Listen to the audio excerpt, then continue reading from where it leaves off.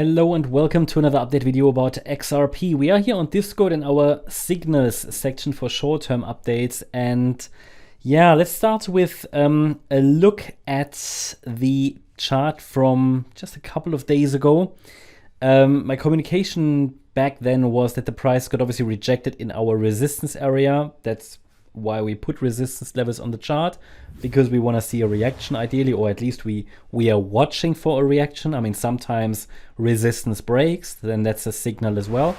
Just important to understand the relevant signals and which implications they have on the market structure.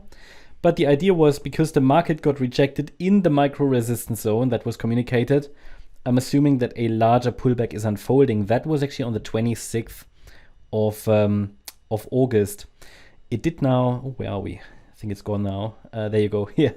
And I said it could either be a wave 2, which is highly speculative, or a triangle pattern. At the time, we were just getting rejected from that resistance area up here. If we now compare that with the current chart, you see that the market made its way a little bit lower.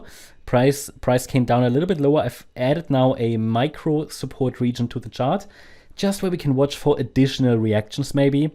So 2 wave counts. I want to make it simple. I want to keep it simple in this video. In the last video, by the way, I also covered the longer time frame, the bigger picture. So if you're interested in that, feel free to check the last video out. Quick explanation here about the structure. It's just a range at the moment.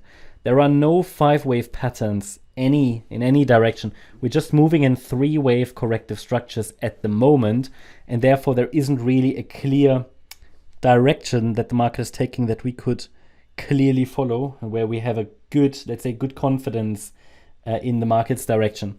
It's just a sideways range. So that was the purpose of resistance that I provided, I think, last week. The price topped here on the weekend. I've now taken that resistance area off the chart, but the idea was to understand when the range breaks. That's why I put the resistance area on the chart. Now the thing is, the resistance didn't break, the range didn't break, we're still in the range. Now we put the next support region on the chart. It's defined between 45.9 cents and 54.5 cents. That could be for a wave 2 pullback in an ABC structure running flat or expanded, probably rather an expanded flat the way it's going. It just means that, yep, we have a wave 1 here to the upside, which was a 3-wave move, however. This is a pullback. And as long as this next wave is a 3rd wave, we should see a reaction before the price breaks below 45.9 cents. Now, to make it even more complicated, this move could just be a sideways correction, like a triangle. It is a range, but it could be a flat correction which breaks out to the upside. If we're dealing with a triangle, then it's more like a bit more of an extended sideways pattern, which would look like, let me think, A, B, C, D, E.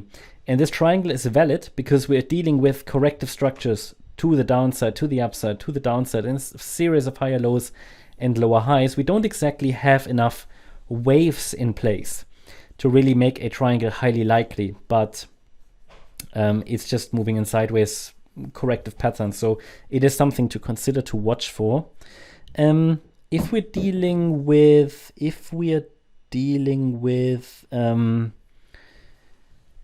how should I say, if we're dealing with a, let's say, the bullish count, then the 45.9 cent level must hold also in this triangle. Yeah, so that really must hold, because any break below it will make any bullish scenario less likely. Even in a triangle, we could see a breakout to the upside, because the triangle would be interpreted as A, B, C, D, E, and the E wave should form a higher low, and the E wave must hold above, as I said, 45.9 cents. Yeah, and the E wave is typically the last wave of the triangle, and we would normally expect a breakout to the opposite side of the E wave.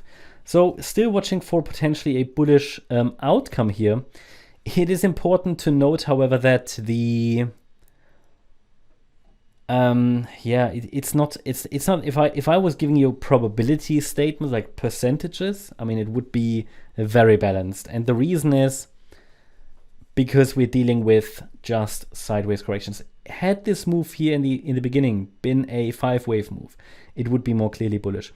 But anyway, even if we don't have very clear probabilities, we still have parameters to watch. And I can tell you that below 45.9 cents, a more bearish interpretation becomes much more likely, which would be further confirmed with a break below 43 cents. To the upside, possible breakout point, well, we could just adjust this trend line here a bit. Watch for this one, 2 to 3 touch points here, and then a break above the July high at 66 cents, absolutely critical as well. That's the update about XRP. Hope you liked the update. If you did, please hit the like button, leave a comment, and subscribe. And if you really like the content, then please check out the channel membership. Also, make sure that you follow us on Instagram and Twitter for additional content. Thanks a lot for watching. Bye-bye.